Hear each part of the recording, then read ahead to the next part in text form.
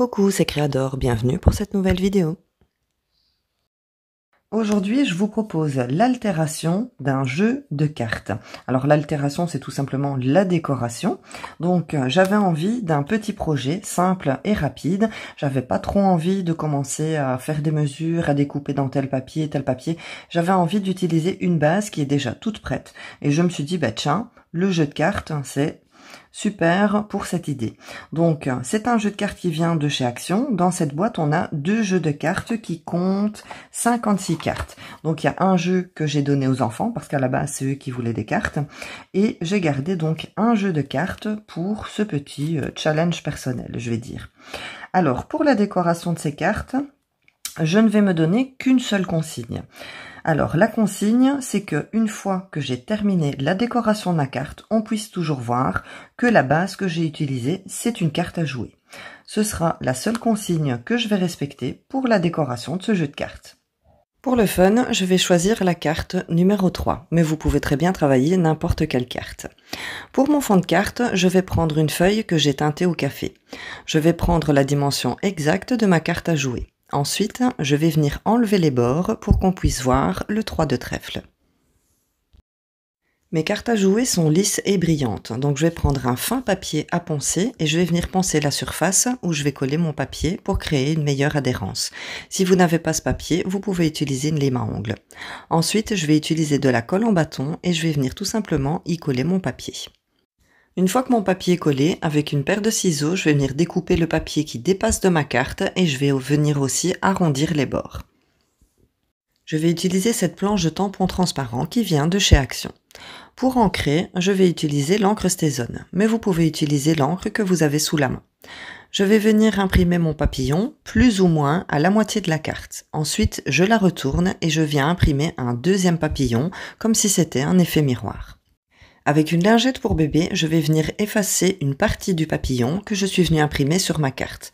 De cette façon, le papillon ne sera imprimé que sur mon papier. Je vais utiliser une planche de tampon qui vient de Scrap Plaisir et l'encre Archival Cobalt. Je vais faire ma première impression sur un papier de brouillon pour que l'impression sur ma carte ne soit pas trop prononcée.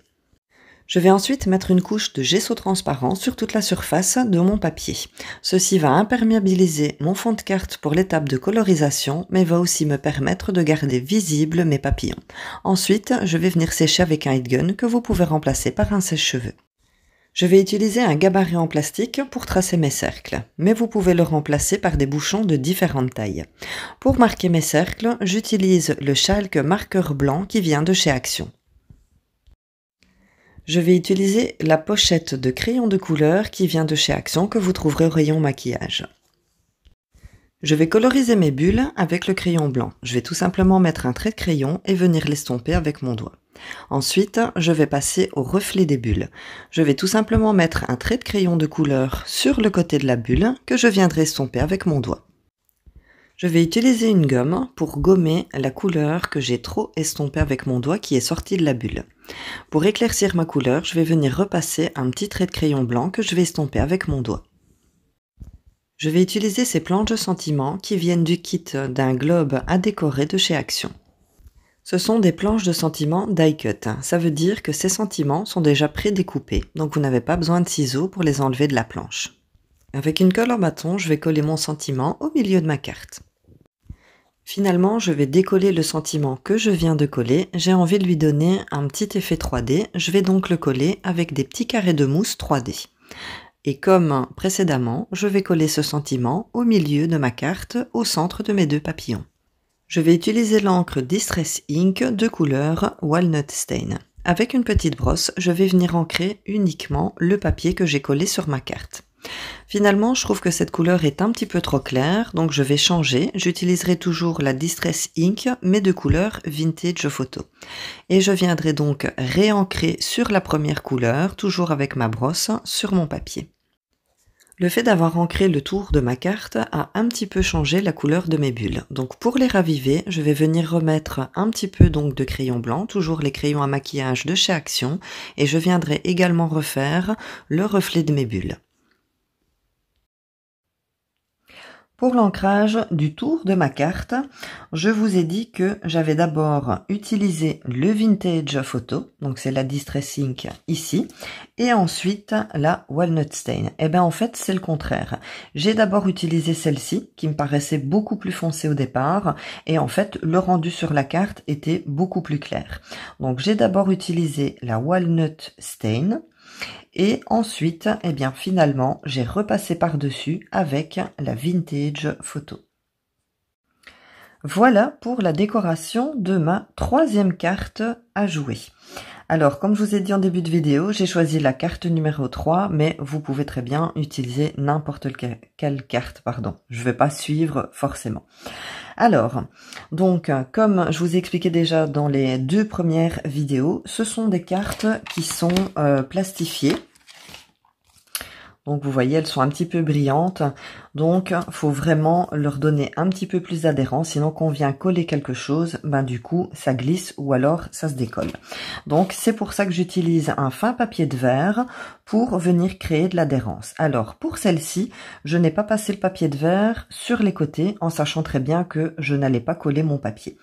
Donc, j'ai uniquement mis, passé le papier de verre là où donc j'allais coller mon papier. Si vous n'avez pas de papier de verre, vous pouvez utiliser tout simplement une lime à ongles, ça fera la même chose.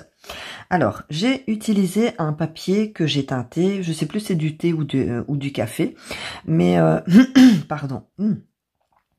Mais la base de ce papier, c'est tout simplement une feuille de papier imprimante de 80 grammes.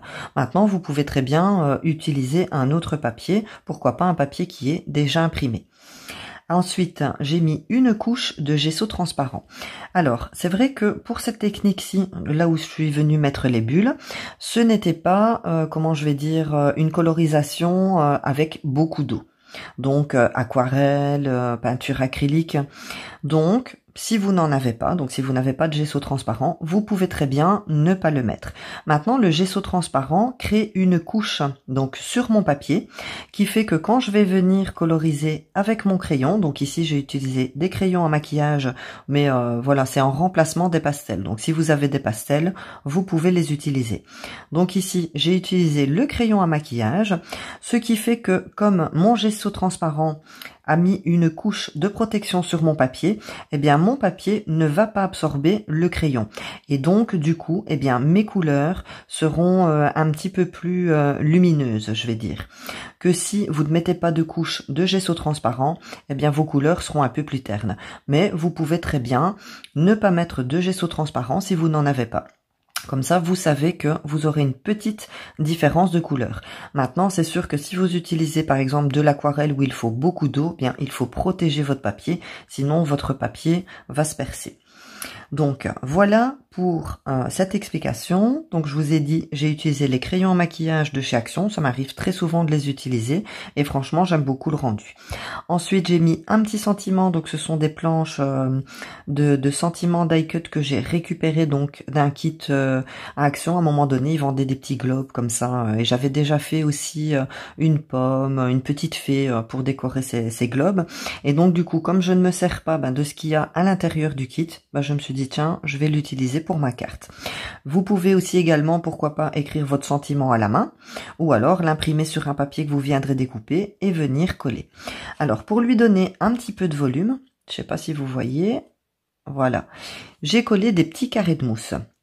Donc juste en dessous pour donner un petit peu de volume à mon sentiment.